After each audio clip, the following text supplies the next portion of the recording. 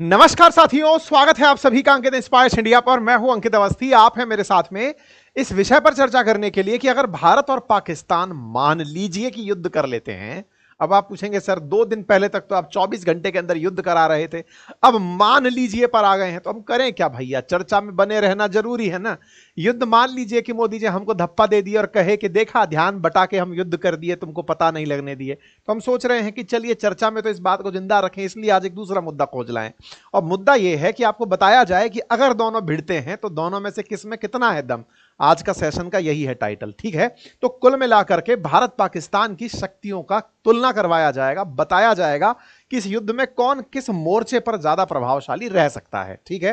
तो कुल जमा अर्थ तो यह है। अब देखो साहब, बात यह है कि पहलगाम के अंदर पर्यटकों पर जो आतंकी हमला हुआ उसके बाद देश में रोष भी था और अपनों के लिए दुख भी था। ऐसे में रोष को प्रधानमंत्री ने भाषणों में दिखा भी दिया। प्रधानमंत्री ने बयानों में कहा कि हम तो साहब बिल्कुल तगड़ा बदला लेंगे। अब प्रधानमंत्री ने इतना मोटिवेट कर दिया कि लोगों ने कहा कि ले चलो भाई, बदला लेना है तो हम चलते हैं साथ में।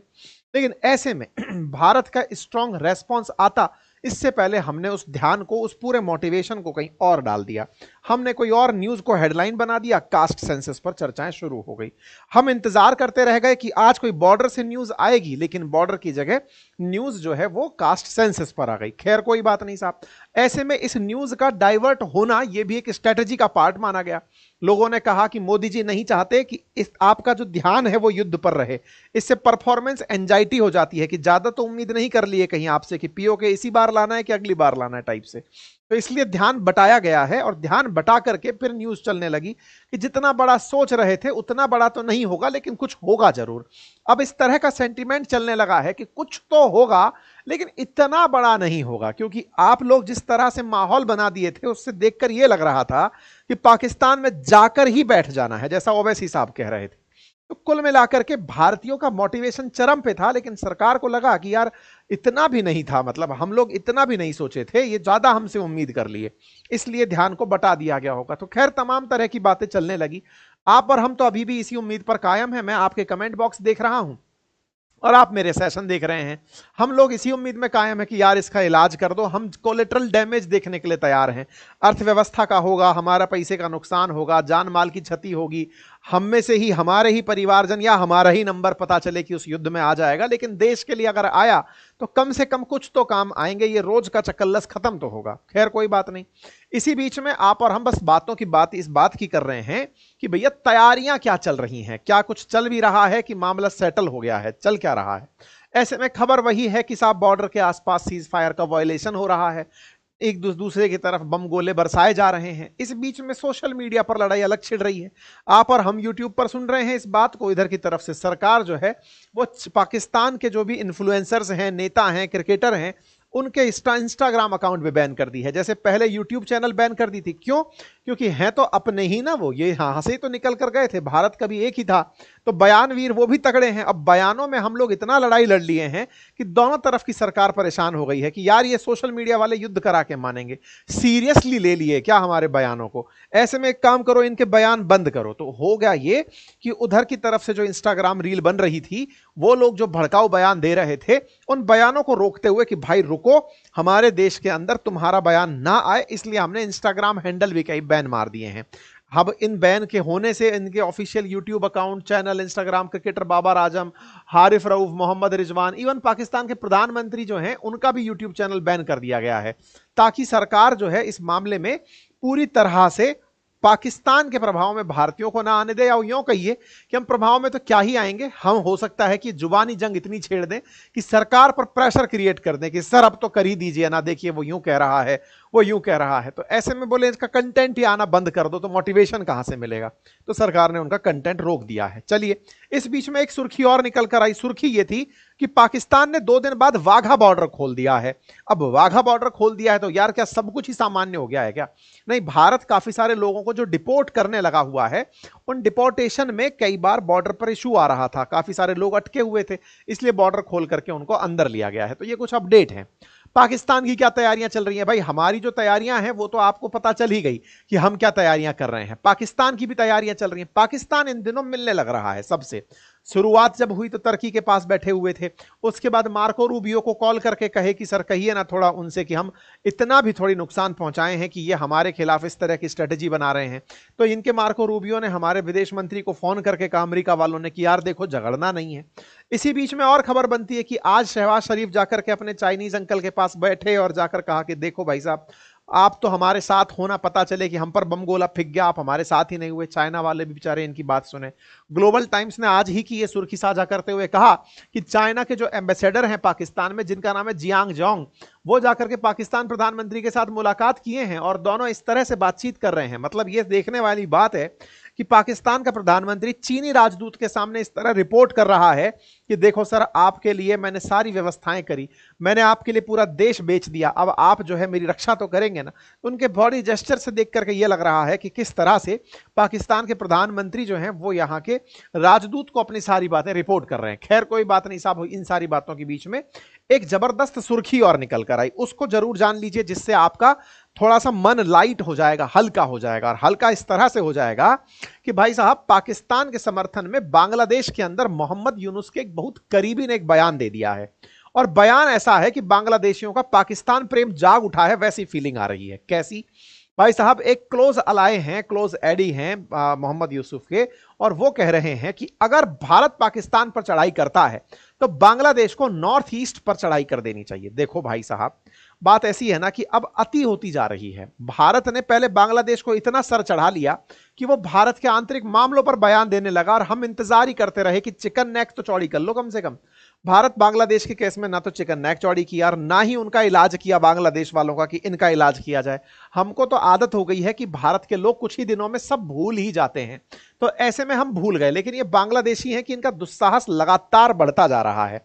आज तो हद ये इस बात पर हो गई कि साहब नॉर्थ ईस्ट के ऊपर हमला करवा दो अगर भारत पाकिस्तान पर हमला करता है। मतलब समझ रहे हैं, इतने दिन से जो हम कह रहे थे कि इनका नजर पूरी तरह से बना हुआ है चिकन नेक के ऊपर कि भारत के पूर्वोत्तर को किस तरह से शेष भारत से अलग किया जाए, बांग्लादेशी नजर बनाए हुए हैं। और यही कारण है कि आज ये सुर्खी बनी हुई है कि बांग्लादेश में चर्चाएं छिड़ रही हैं कि हम पाकिस्तान का साथ कैसे दे सकते हैं, क्योंकि पुराने रूप से तो ये पाकिस्तानी ही है ना।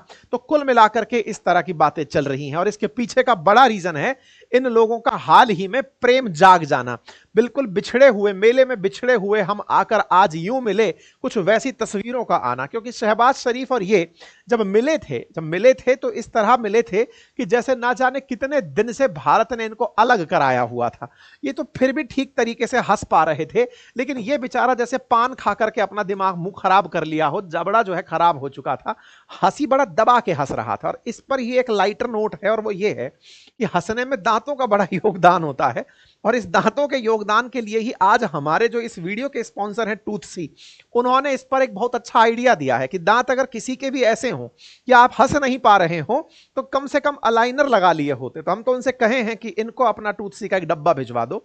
एनीवे, टूथसी की तरफ से एक रिकमेंडेशन है जिसका हमने भी उपयोग किया, मैंने उपयोग किया हुआ था, जिसमें होता यह है कि अगर आपके दांत थोड़े भी टेढ़े मेढ़े हैं, दांतों में कैविटी है, गैप, दांत टेढ़े मेढ़े हैं, दांतों में गैप है, अगर आप ब्रेसेस लगाते हैं दांतों में तो दांत ठीक किए जाते हैं। ब्रेसेस का मतलब वो तार बांध करके दांतों को सही करने वाला जो तरीका होता था।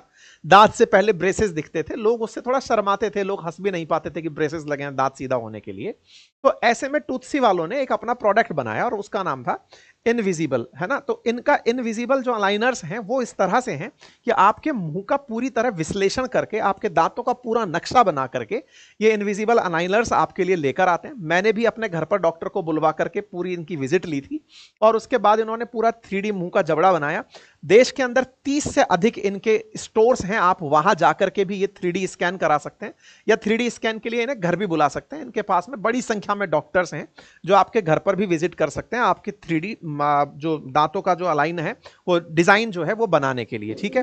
उसके बाद में ये आपके कंसल्टेशन के बाद में, स्कैन के बाद में अलाइनर्स बनाकर देते हैं कुछ इस तरह से। एक डब्बा आपके घर पर आकर पहुंचता है, ये डब्बा मेरे पास आकर के पहुंचा और इस डब्बे के अंदर आता है आप लोगों के लिए एक इस तरह का बॉक्स और उस बॉक्स के अंदर आपके पास इस तरह के इनविजिबल अलाइनर्स रखे आते हैं, और वो इस तरह से अलाइनर्स होते हैं जिन्हें आप अपने मुंह में लगा करके रह सकते हैं। और जब आप मुंह में लगाकर रखते हैं तो कुछ समय के भीतर, लगभग 6 से 8 महीने के अंदर, आपके दांत जो है वो पूरी तरह अलाइन हो जाते हैं। जैसे मैंने भी अपने दांतों में इसका उपयोग किया। होता यह है ना कि दांतों के अंदर अगर थोड़ा सा भी ओरिएंटेशन गड़बड़ हो रहा है तो धीरे धीरे आपका खाना वहां जमा होने लगता है, और उसकी वजह से दांतों के अंदर कैविटी का बनना, दांत खराब होना, ये सारी चीजें होने लगती हैं। तो अगर आप लॉन्ग रन में अपने दांतों को सही रखना चाहते हैं तो इन इनविजिबल अलाइनर्स का उपयोग कर सकते हैं, जैसे मैंने यहां पर किया है। आप भी कर सकते हैं। इसके लिए लिंक कमेंट बॉक्स में दिया हुआ है। अगर आप उनका फ्री 3D विजिट लेना चाहते हैं, अपने दांतों का अलाइनमेंट कराना चाहते हैं, तो इन इनविजिबल अलाइनर्स का उपयोग कर सकते हैं। ठीक है, चलिए, तो इनकी हंसी के बाद में अब इनके साथ साथ कुछ तथ्यात्मक बातें भी कर ली जाएं। तथ्यात्मक बातें कुछ यूं हैं कि भारत और पाकिस्तान के शक्ति परीक्षण में अगर युद्ध होता है तो ऐसे में कन्फ्लिक्ट सिनेरियो में कौन कौन कहां खड़ा है। तो देखो, भारत पाकिस्तान के बारे में मैंने कल भी बताया था, ऑपरेशन पराक्रम के बारे में मैंने बताया था कि किस तरह से भारत पाकिस्तान पहले भी संसद हमले के समय एक दूसरे के आमने सामने आकर खड़े हो गए थे। जब ये लोग आकर खड़े हुए थे उस समय भी दुनिया भर का दबाव भारत पे रहा, और हम पीछे हट लिए कि सर अब युद्ध नहीं करेंगे, हम पीछे हो गए वापस। अब कुछ वैसी ही स्थितियां फिर से बन रही हैं। लोग ये कहना शुरू कर दिए कि युद्ध तो होगा लेकिन ऐसा वाला नहीं होगा कि हम ज्यादा ओवर एक्सपेक्ट कर लें, एलओसी के आसपास कुछ हो जाएगा। या फिर कुछ एक मत ये दे रहे हैं कि नहीं, हम जो भी करेंगे उनको नहीं बताना चाहते कि कब करेंगे, क्योंकि हमने सेना से कहा है कि वो डिसाइड करें कि वो किस तरह से इस घटना को अंजाम देना चाहती हैं। जो भी हो, हम थोड़ा थोड़ा सा इन सब के बारे में जान लेते हैं कि हमारी तैयारियां चल कैसी रही हैं। तैयारियों के नाम पर भारत ने एलओसी पर बड़ी संख्या में सैनिकों को तैनात किया हुआ है। गश्त और निगरानी बढ़ाई हुई है। रडार, ड्रोन, सैटेलाइट लगातार निगरानी कर रहे हैं। इसी बीच में एक सुर्खी कल निकल कर आती है, और वो सुर्खी आज के इस वॉर के टाइम में बहुत बड़ी सुर्खी है। सुर्खी यह है कि 23 मई तक भारत ने अपने ऊपर से नोटम जारी कर रखा है कि हमारे ऊपर से कोई भी हवाई जहाज उड़कर पाकिस्तान की तरफ से नहीं आएगा। इसका मतलब 23 तारीख तक के लिए हमने एक टाइम लिया हुआ है। तो अगर कोई पूछे कि साहब कब तक युद्ध हो सकता है, तो आदेश तो 23 तारीख तक का है, यानी 23 मई तक। अब 23 मई तक का इंतजार करिए, नंबर 1। नंबर दूसरा, ऐसा हमने क्या किया हुआ है, हमने अपने स्तर पर एडवांस जैमिंग सिस्टम जो है ना, वो वेस्टर्न बॉर्डर्स पर लगा दिए हैं। अब ये एडवांस जैमिंग सिस्टम क्या है? देखो क्या होता है, जब भी कोई फाइटर जेट उड़ रहा होता है तो उसे ग्राउंड की लोकेशन लेने के लिए रडार से संदेश लेने होते हैं, और जो ग्लोबल पोजीशनिंग सिस्टम है, जीपीएस, या फिर जैसे चाइना वालों का बाइडू, इनसे सारे के सारे कोऑर्डिनेट्स लिए जाते हैं कि किस कोऑर्डिनेट पर क्या चीज प्रेजेंट है, जहां जाके गोला फेंकना है। तो इन सब के लिए रेडिएशंस जरूरी होती हैं। रेडिएशंस को ही अगर रोक दिया जाए तो वो फाइटर जेट्स यूजलेस हो जाते हैं। तो हमने अपने पश्चिमी बॉर्डर्स पर एडवांस जैमिंग सिस्टम डिप्लॉय कर दिए हैं, ताकि रडार की रीच जो है वो फाइटर जेट तक हो ही ना पाए। तो पाकिस्तान की सेना अगर अपने रडार्स के थ्रू अपने फाइटर जेट्स को भारत में भेजकर संदेश भेज रही हो, तो ऐसे में हम उनको रडार को जैम कर देंगे, ताकि उनकी जानकारी, भारत की क्षेत्रीय जानकारी, उन फाइटर जेट्स तक ना पहुंचे। तो हम लोग अभी भी तैयारी में हैं, और ऐसे में 30 अप्रैल यानी परसों ही हमने ये नोटम जारी किया है। दैट मीन्स अगेन ये ध्यान से देखने वाली बात है कि परसों से अगले 23 तारीख के बीच में भारत ने मतलब अपने हवाई क्षेत्र के लिए संदेश जारी कर रखा है कि कोई यहां आए और बाई चांस हमसे गोला चल जाए तो पहले से तैयार रहना। इसके साथ साथ हमने अपने चाहे लड़ाकू विमान हो, टैंक हो, पिनाका मिसाइल सिस्टम हो, इन सभी तरह की चीजों को सेना के साथ तैयार किया हुआ है। तेजस फाइटर जेट हो, ब्रह्मोस मिसाइल हो, AK-203 राइफल्स हो, इन सबके उपयोग की तैयारियां पूरी तरह से चल रही हैं। इस बात को हमारी सेनाएं बता भी रही हैं। आर्मी हो, फिर चाहे नेवी हो, फिर चाहे एयरफोर्स हो, सब अपने अपने स्तर पर अपडेट दे रहे हैं कि हम तैयार हैं, हम तैयार हैं, अब आदेश दे दो। अब ये सब हम जो रिहर्सल कर करके दिखा रहे हैं, जब सेना अध्यक्षों को कह दिया गया है कि जाओ और जाकर के गोले चलाओ, तो रिहर्सल दिखाने की आवश्यकता हम लोगों के अंदर मोटिवेशन के लिए आवश्यक नहीं है। कर दो तो दिखा देना, क्योंकि हमारे पास संसाधन है। दुश्मन को हमारे संसाधन कम से कम पता हो और उनका शक्ति परीक्षण कम से कम पता हो, तो हमारी युद्ध में विजय और ज्यादा हो जाती है। हमें उन्हें मनोरूप से नहीं हराना है, हमें उन्हें फील्ड पे हराना है। उनको हमको धमका धमका के नहीं मार देना है ना। तो हम उनको रियल में फाइट देना अगर चाहते हैं तो इसका पूरी तरह से शक्ति का उपयोग भी कर लिया जाए। इसी बीच में आज एक बड़ी सुर्खी दिन भर ट्रेंडिंग करती रही, और वो ये है, आपको याद हो तो पिछली बार जब 1971 का वॉर हुआ था तो पाकिस्तान ने भारत पर पहले हमला बोला था, और उसके फाइटर जेट्स देश के अंदर तक घुस आए थे। कहते हैं कि आगरा तक फाइटर जेट्स की रीच हो गई थी। कुछ मूवीज भी बनी हैं जिसमें दिखाया गया कि पाकिस्तान ने किस तरह से भारत की जो एयर स्ट्रिप्स थी, जहां से भारत के फाइटर जेट टेक ऑफ और लैंडिंग करते, उनको निशाना बनाया गया था, ताकि उस जगह को ही खत्म कर दिया जाए, ताकि हमारे फाइटर जेट्स ना तो टेक ऑफ कर पाए ना लैंड कर पाए, और ऐसे में वो एज ले जाएं। इस पर फिल्म भी बनी है, काफी सारी आपने देखी हो। ऐसे में भारतीय एयरफोर्स ने जो एक्सप्रेस हाईवेज हैं, अच्छा आपको ज्ञात होना चाहिए कि भारत में जो एक्सप्रेस हाईवेज बनाए गए हैं उनमें इस बात को ध्यान रखा गया है कि उनके कुछ कुछ ऐसे स्पैन क्रिएट किए गए हैं जिन्हें फाइटर जेट्स के लिए रनवे के रूप में यूज किया जा सकता है। ऐसे ही आज गंगा एक्सप्रेस हाईवे जो है भारत के अंदर, उस पर शाहजहांपुर के नजदीक भारतीय सेना ने अपने फाइटर जेट्स का टेक ऑफ टचडाउन करवाया था। तो ये जो पूरा प्रोसेस था ये कैमरे में कुछ इस तरह से कैद भी हुआ। भारतीय वायुसेना ने टेक ऑफ और लैंडिंग का अभ्यास हाईवे पर किया है। तो ऐसे में वायुसेना का जो ये प्रयास था, जिसके अंदर मतलब बड़े सारे फाइटर जेट्स को उतार करके टेक ऑफ टचडाउन ये सब करवाया गया, तो ये तैयारियां हैं कि अगर युद्ध के समय पर हमारे एयर स्ट्रिप्स को अगर नुकसान होता है तो हमारे पास ऑल्टरनेट क्या क्या है। ऐसे में हम ये सारी तैयारियां तो कर ही रहे हैं, साथ ही साथ डिप्लोमेटिक स्तर पर भी हमारी तैयारियां पूरी तरह चल रही हैं और लोगों के पास भी पूरी तरह से हम अपनी तरफ से अपडेट करते फिर रहे हैं। हमने अपनी तरफ से विदेशियों को भी बता दिया कि देखो हम पूरी तैयारी कर रहे हैं। अब तो उम्मीद इस बात की कि भैया जो करना है तेजी से करो, बंकर वंकर सब तैयार हो गए हैं। अब बड़ा सवाल यह है कि अगर हम इन सब तैयारियों के साथ बैठे भी हैं तो पाकिस्तान के पास कितनी शक्ति है, क्या वो हमसे लड़ने की स्थिति में है, क्या उसके पास इतनी मिलिट्री है, न्यूक्लियर आर्सेनल के साथ साथ उसके पास क्या है। तो आइए मैं आपको एक आंकड़ा देता हूं कि भारत और पाकिस्तान की सेना में कितना कुछ डिफरेंस है। सबसे पहली बात तो यह है कि भारत की जो सेना है उसमें कुल एक्टिव पर्सनेल्स इस समय 14.8 लाख हैं। 1.48 मिलियन, मतलब लगभग 15 लाख हमारे पास सैनिक आज के समय पर हैं। पाकिस्तान में यह संख्या 6,60,000 है। तो पहली बात तो यह कि हमारे पास 2.5 गुना ज्यादा एक्टिव सेना के पर्सनल्स हैं, जिनमें हमारी आर्मी 12.5 लाख रखती है तो इनके यहां 5.5 लाख रखती है। ऐसे ही यहाँ की नेवी जो भारत की है उसमें 75,000, तो यहाँ की नेवी में 30,000।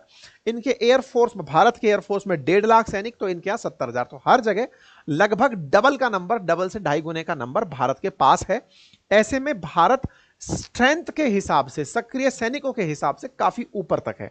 ऐसे में बात अगर रिजर्व बलों की हो तो भारत के पास भी रिजर्व फोर्सेस, यानी इनके पीछे से आकर के लड़ने वाले जो लोग हैं उनकी संख्या भी बड़ी नंबर में उपस्थित है।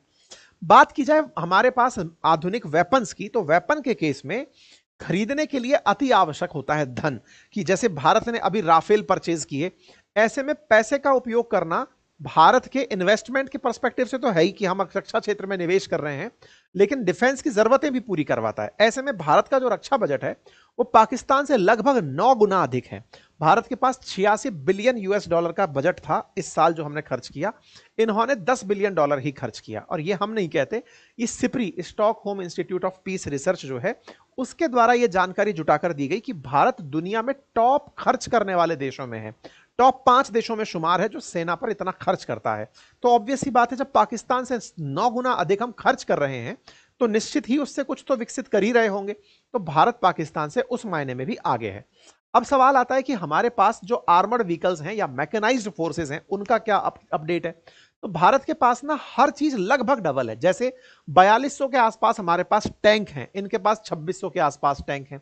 ऐसे ही साथ हमारे T-90 जो भीष्म, जो अर्जुन टैंक्स हैं, उस तरह से इनके पास में उसकी संख्या में भी बड़ी कमी है।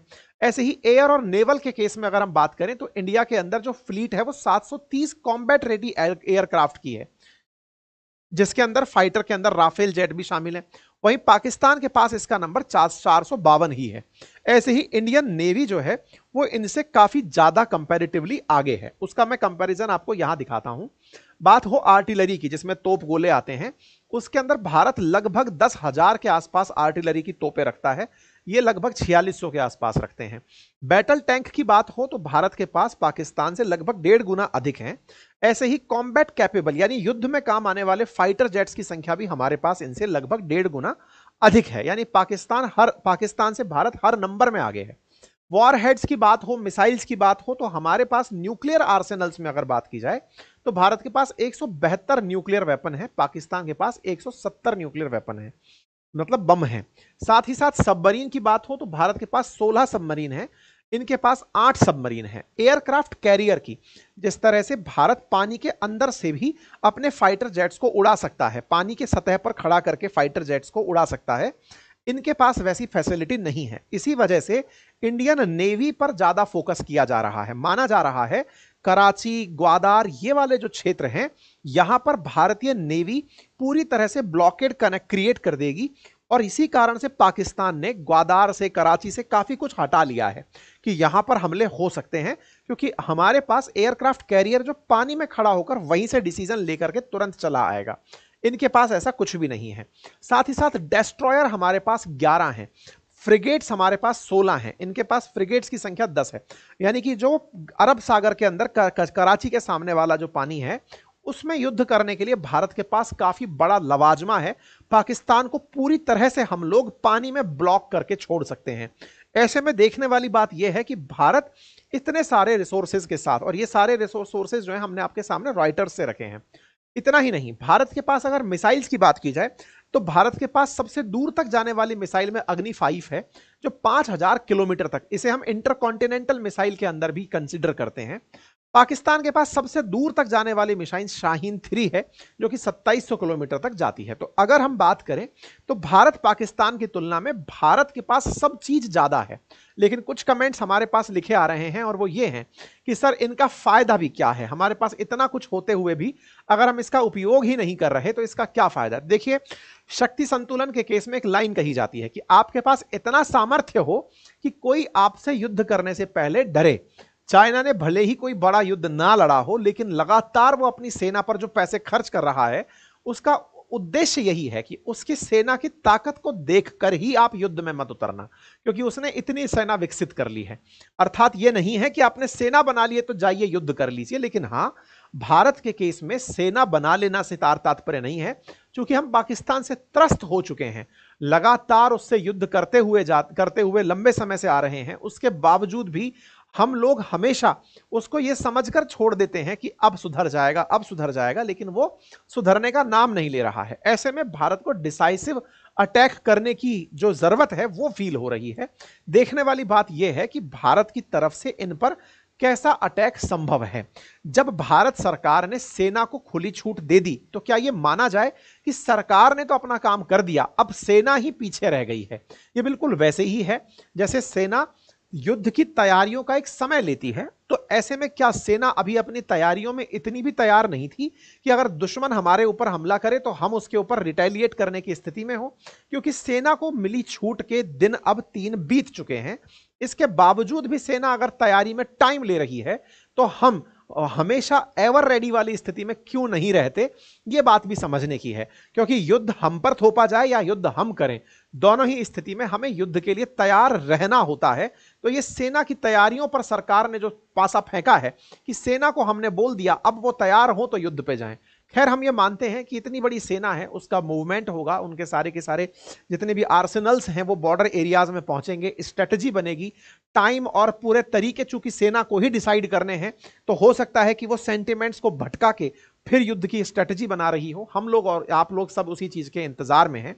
इसी बीच में भारत ने अपनी तरफ से आईएमएफ से कहा है कि पाकिस्तान को दिए जाने वाले लोन पर फिर से आप विचार करें, क्योंकि ये आतंकियों पर इस पैसे को खर्च करते हैं। तो देखना होगा आईएमएफ इस बात को कितना कंसीडर करता है।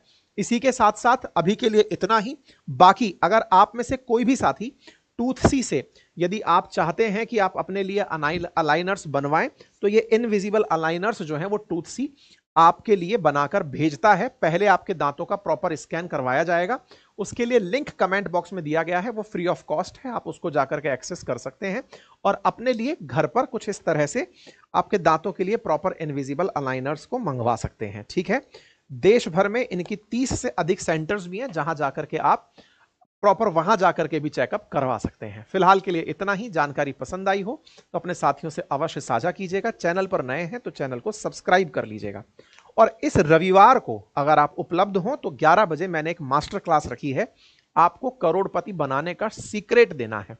अगर आप चाहते हैं कि सीक्रेट आपको पता हो तो अभी जाइएगा हमारे बातें बाजार की एप्लीकेशन पर, वहां जाके अपने आप को फ्री ऑफ कॉस्ट जाकर रजिस्टर कर लीजिए।